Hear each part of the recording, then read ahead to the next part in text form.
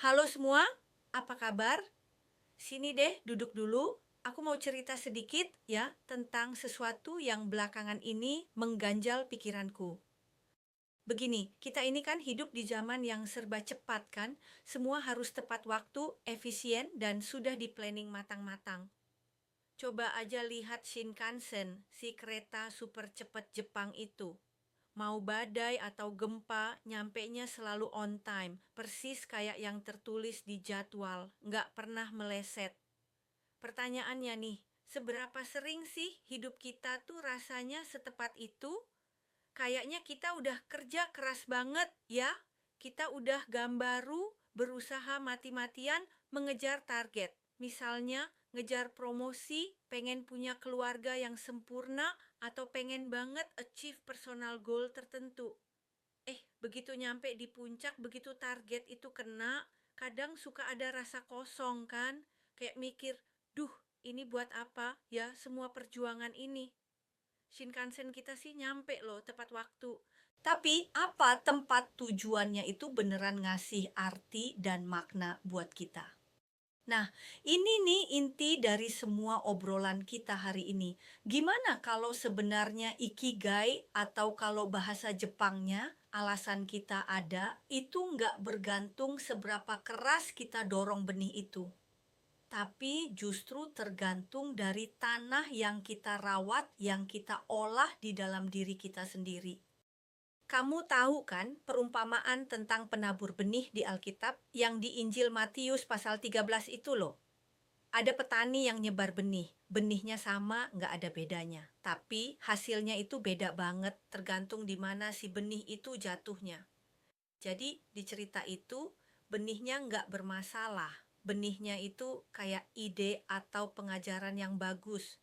Justru tanahnya yang jadi variabel utama kan?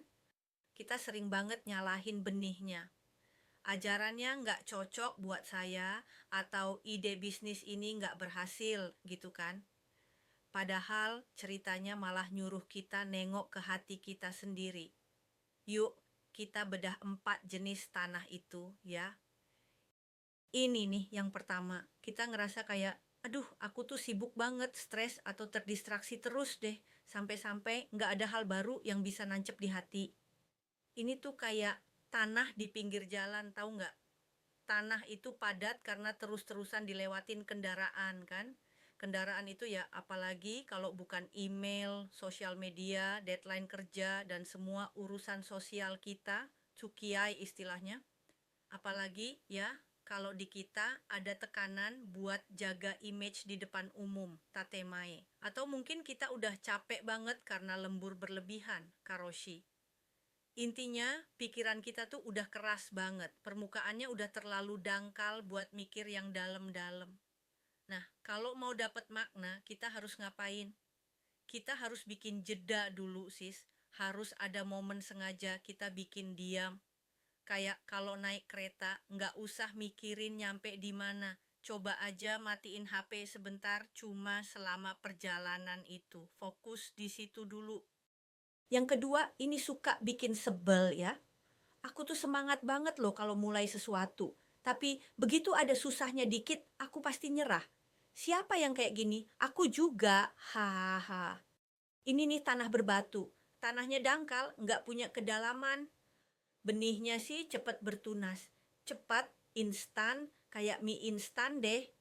Tapi begitu mataharinya panas, begitu kena masalah, kena kritikan, atau kena kegagalan, langsung aja layu, nggak pakai lama.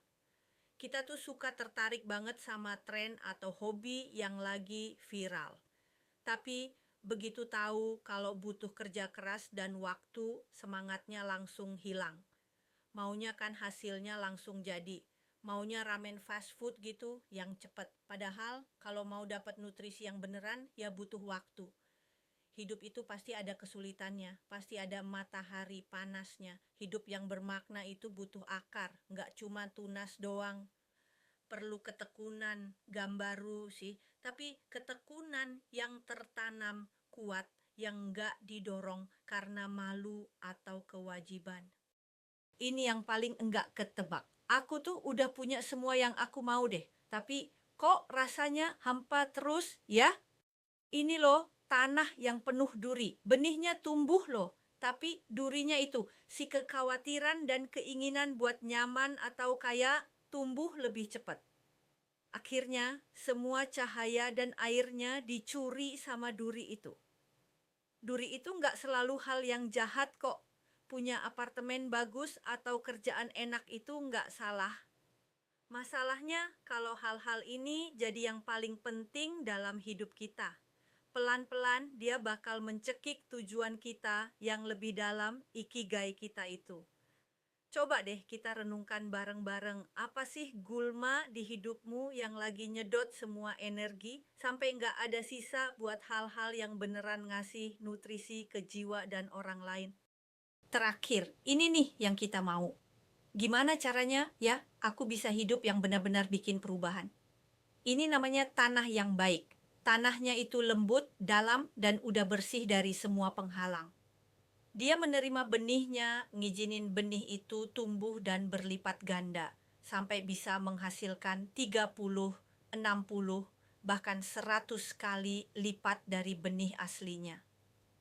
Tanah yang baik ini itu kayak konsep wabi-sabinya Jepang, tahu nggak? Itu loh, mencari keindahan di hal-hal yang sederhana, yang asli, dan yang alami. Bahkan di ketidaksempurnaan pun. Tanah yang baik itu seringnya rendah hati, nggak neko-neko, tapi akarnya kuat dan dalam. Saat kita mengolah hati kita, jadi mudah menerima, jujur, rendah hati, mau berubah. Tujuan hidup yang Tuhan kasih itu pasti akan berbuah. Buahnya itu nggak buat kemuliaan kita sendiri, tapi buat komunitas kita, WA. Kontribusi buat orang lain itu cuma hasil alami dari hidup yang bermakna. Nggak bisa nggak. Oke, dear. Sekarang kita ada di bagian akhir. Coba kamu refleksikan baik-baik. Kamu itu bukan si benih dan kamu juga bukan si petani. Kamu itu adalah tanahnya. Benih harapan, makna, dan hidup baru itu terus-terusan ditebarkan di sekelilingmu. Jadi, ini tantangan buat seminggu ke depan. Nggak usah pusing-pusing mau ubah benihnya atau ubah dunia. Coba fokus ubah tanahmu dulu ya.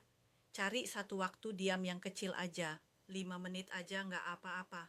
Tanya ke diri sendiri, apa sih yang sekarang lagi bikin keras, bikin terganggu, atau lagi mencekik tujuan hidupku? Potensi sebuah benih itu baru bisa terbuka kalau dia diterima di lingkungan yang tepat. Kita ini punya sumber hidup yang janji bisa mengubah benih terkecil sekalipun jadi panen yang melimpah. Nah, sekarang hidup kayak apa sih yang kamu mau tumbuhkan? Kita udah ngobrolin ikigai, udah ngomongin tanah hati.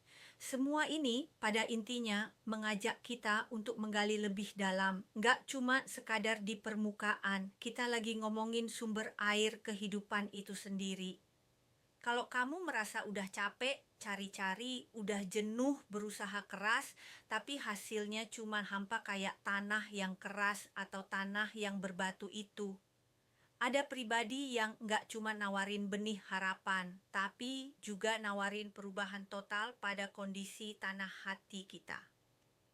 Momen ini adalah undangan loh buat kamu buat menghubungi sumber kehidupan itu, buat memulai hubungan yang personal dengannya.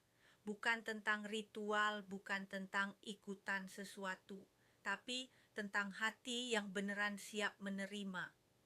Kalau kamu ngerasa di titik ini, kalau kamu ngerasa nggak sanggup lagi ngolah tanah hatimu sendirian, coba deh angkat tanganmu atau bahkan cuma dalam hati dan katakan ini, God, I'm not asking for a sign, I'm asking for you. Beberapa orang menganggap Tuhan seperti seorang teman yang bijaksana yang berjalan bersama mereka dalam kehidupan, membawa harapan seperti bunga sakura pertama di musim semi. Maukah Anda berbicara dengan Tuhan bersama saya hari ini seperti berbicara dengan seorang teman? Tuhan Yesus, saya mengakui dosa-dosa saya dan mencari pengampunan-Mu. Saya berpaling dari dosa-dosa saya dan mengundang Engkau masuk ke dalam hati dan hidup saya. Saya ingin percaya dan mengikut Engkau sebagai Tuhan dan Juru Selamat saya. Tolonglah saya untuk memahami kasih dan anugerah-Mu. Saya membutuhkan bimbingan untuk benar-benar mengubah hati saya dan memperbaharui pikiran saya. Bimbinglah saya untuk menyelaraskan tindakan saya dengan kehendak dan tujuan-Mu dalam hidup saya. Dalam nama Yesus. Amin.